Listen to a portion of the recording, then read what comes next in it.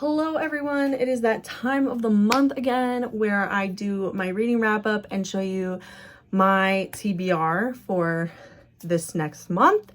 I'm gonna say this right now, April, not my best reading month. I had a goal of 12 books and I read 9. I read 9 books this month. And honestly, not my best. I just was not very motivated. If you're a teacher and like a upper elementary teacher, you know April's really stressful. We got state testing, the year's winding down. Everything is just happening at one time. That's how it felt. I was so busy in the month of April just doing things, and so not my best reading month, but we're gonna get right into it. The first book I read was The Silent Wife by A.S.A. Harrison. This book was very predictable, to be honest with you, and kind of just dragged on. It's not a very long book, and it took me a very long time to get through. I think I rated this 3 stars. But I think I rounded up because honestly, it's closer to 2 for me. And then the next one, you guys know I've been like reading all of the You books in the You series, and this month I read You Love Me, and honestly, the worst one in the series so far. I was kind of bored with this one. It's a lot less eventful than the previous 2. So I'm going to be interested to see how season 3 kind of lines up with this one. I heard not very well, so we'll see. Yeah. Next book I read, probably the worst book I've ever read. This was a 1-star read. Oh, I don't know if I said I gave this 3 stars, but 1 star. And that's generous. Honestly, 0 stars. Me Before You by Jojo Moyes.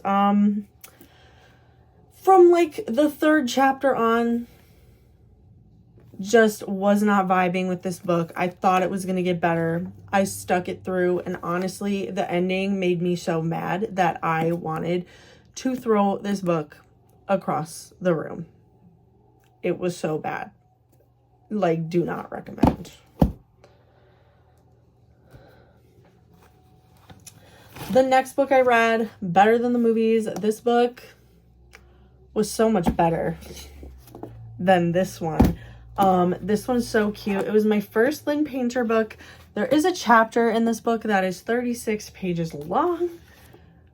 But other than that, I loved this book start to finish. It was so cute and just absolutely perfect. I loved it so much.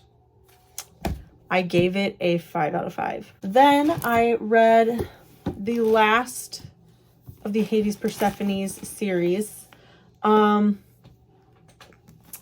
This one is thick, first of all, and I usually listen to these, and I don't know. This one was not my favorite. It's a 3 out of 5, and I think that's the lowest rating I've given for a book in this series. I think it wrapped up really nice, but there were just parts that really dragged on that just didn't do it for me.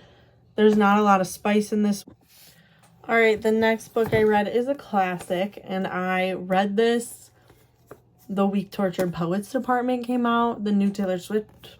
If you're not a Swiftie, it's the new Taylor Swift album, and Sylvia Plath was a tortured poet, so I appropriately read The Bell Jar during that week, and this book was so interesting to me, and it made me think a lot, and I gave it 5 out of 5 stars.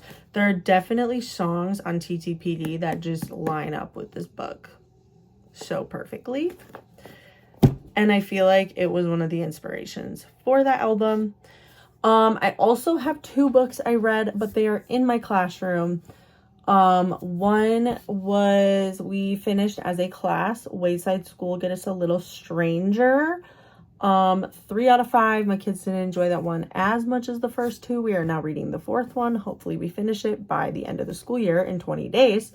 And then I read Ban This Book by Alan Gratz, and I loved it so much I put it in my school library. And it's really good. It's about a 6th grader that is making a statement because her favorite books are all getting banned from the library, and she's taking a stand against it. The final book finished yesterday on April 30th, so I was kind of in a reading slump this month.